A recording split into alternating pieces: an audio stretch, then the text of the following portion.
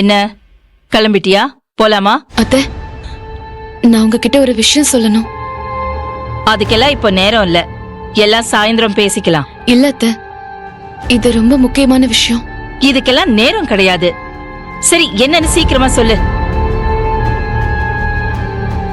அது வந்து அத்தை. சத்யா, மா சத்யா. அப்பா, அடடே, நீங்களே வந்துட்டீங்களா? வாங்க சம்பந்தி, வாங்க. எல்லாரும் நல்லா இருக்கீங்களா? நாங்க நல்லா இருக்கோம். நீங்க நல்லா இருக்கீங்களா? நல்லா இருக்கேன். அம்மா, என்ன சத்யா, நீ இன்னும் கிளம்பல? நல்ல நேரம் ஆரம்பிக்க போதுமா? சீக்கிரம் கிளம்பலாம். நீங்க ஏன்பா இங்க வந்தீங்க?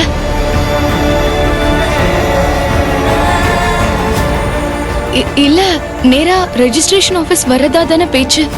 அந்த அர்த்தத்துல கேட்டேன். இந்த பக்கம் ஒரு சின்ன வேலையா வந்தேன். ஆர்த்தி தான் அக்காவையும் கூட்டிட்டு போலாமேன்னு சொன்னேன். அம்மா எங்க? அம்மா வரலையா? அம்மாவை பத்தி தான் உனக்கு தெரியுமேக்கா. உனக்கு ஏதாவது நல்லது நடக்கணும்னா உடனே கோவிலுக்கு போய் வேண்டுதல் பண்ண ஆரம்பிச்சிருவாங்க. அதான் காலையிலே கிளம்பி போயிட்டாங்க. அத்தை, நான் அப்பா கிட்டயும் ஆர்த்தி கிட்டயும் கொஞ்சம் தனியா பேசணும். அதெல்லாம் எதுக்கு? Time waste. எல்லாம் ரெஜிஸ்ட்ரேஷன் முடிஞ்சதுக்கு அப்புறம் பேசிக்கலாம். இப்ப டைம் ஆச்சு, சீக்கிரமா கிளம்பு. ப்ளீஸ், ஏதாச்சும் பண்ணுங்க. செல்வா, அவ என்ன சொல்றான்னு உனக்கு புரியலையா? சொத்தை பிரிக்கிறதுக்கு முன்னாடி அக்காவும் தங்கச்சியும் யார் சொத்து யாருக்குன்னு பேசிக்குவாங்கன்னு தோணுது. அவங்கள போக விடு, பேசிட்டு வரட்டும். சரி சரி, சீக்கிரமா போய் பேசிட்டு வா. நீ கூட்டிட்டு போய் பேசிட்டு வாமா. வாங்கப்பா, வா ஆர்த்தி. வாமா.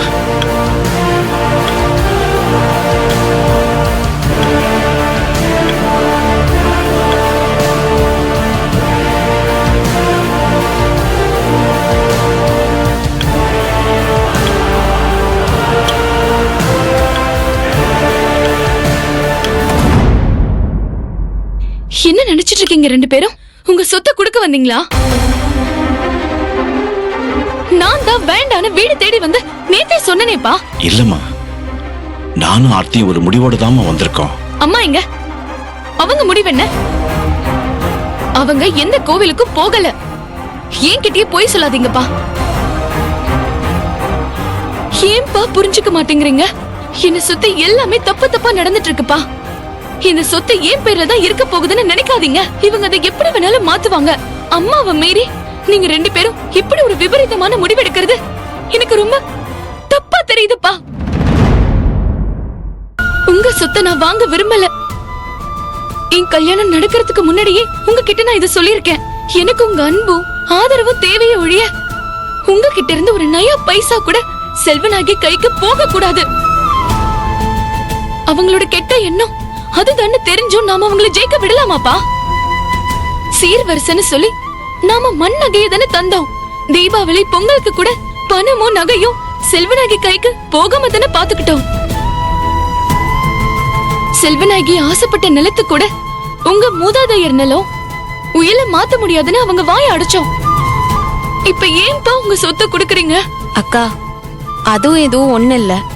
அப்பாவோட மக நீயா நானான்னு அர்ஜுன் மாமாக்கு சந்தேகம் வந்துருச்சு. கூடி சீக்கிரம் அந்த சந்தேகம் செல்வநாயகிக்கும் வரும். அவங்க வாயை அடைக்கணும்னா, சந்தேகத்தை தீக்கணும்னா நீதான் நலனோட ஒரிஜினல் பொண்ணு, அதனாலதான் அப்பா இந்த சொத்தை எழுதி தராருன்னு அர்ஜுன் மாமாவும் செல்வநாயகியும் நம்பணும். அர்ஜுனுக்கு எல்லா உண்மையும் தெரியும்டி. சொன்னதே இந்த படுபாவி சஞ்சய் தான். அத நான் எப்படி உங்ககிட்ட சொல்லுவேன்? காமாட்சி கோபத்துல ஏதோ தப்பா புரிஞ்சிட்டு பேசுறா. அவளை எப்படி வழிக்கு கொண்டு வரணும்னு எங்க ரெண்டு பேருக்கும் நல்லாவே தெரியும். இல்லப்பா, அவங்களுக்கு மட்டும் இல்ல, எனக்கும் இதுல சுத்தமா உடன்பாடு கிடையாது. அதனால நான் ஒரு முடிவுக்கு வந்திருக்கேன். நீங்க ரெண்டு பேரும் முதல்ல வீட்டுக்கு திரும்ப போங்க. நான் செல்வநாயகி கிட்டையும் ஏன் எல்லார்கிட்டையும் உண்மையை சொல்லலாம்னு இருக்கேன்பா. அக்கா, உனக்கு என்ன பைத்தியமா? இவ்ளோ கஷ்டப்பட்டு இவ்ளோ தூரம் வந்துட்டு உன் தலையில நீயே மண்ணவாரி போட்டுப்பியா? இது முட்டாள்தனம்க்கா. சத்யா, ஏன் இந்த முடிவுக்கு வந்த? தேவி பிரச்சனையே இன்னும் தீரல. அதுக்காக தான் நீ இவ்வளவு போராட்டம் பண்ண. இப்ப பாதியிலே உன் போராட்டத்தை நிறுத்தினா எப்படி? உன் வாழ்க்கை, உங்க அக்கா வாழ்க்கை, அவ வயித்துல வளர்ற குழந்தையோட எதிர்காலம், இதெல்லாம் யோசிச்சு பாத்தியா? உண்மை தெரிஞ்சா செல்வநாயகி கண்டிப்பா சும்மா இருக்க மாட்டா. அவ பிள்ளைங்க வாழ்க்கைய நாசம் பண்ணதா சொல்லி உங்க 2 பேரையும் அடிச்சு துரத்திடுவா. ஏன் கொன்னாலும் கொன்னுடுவோம், அவ செய்யக்கூடியவதான். அப்பா, எங்க தலையெழுத்து இனிமே எங்களுடைய போகட்டும். நீங்களும் உங்க குடும்பமும் எனக்காக அசிங்கப்படுறத என்னால தாங்கிக்கவே முடியாதுப்பா. அந்த சென்டிமெண்ட் எல்லாம் தாண்டி நம்ம திரும்பி போக முடியாத தூரத்துக்கு வந்துட்டோம். உனக்காக தான் நான் இந்த முடிவையே எடுக்கிறேன். தயவு செஞ்சு நீ இதை மறுக்காத சத்யா. நீங்க 1000 காரணம் சொன்னாலும் என் மனசு சமாதானம் ஆகலப்பா. நான் உண்மையை சொல்லிடுறேன்.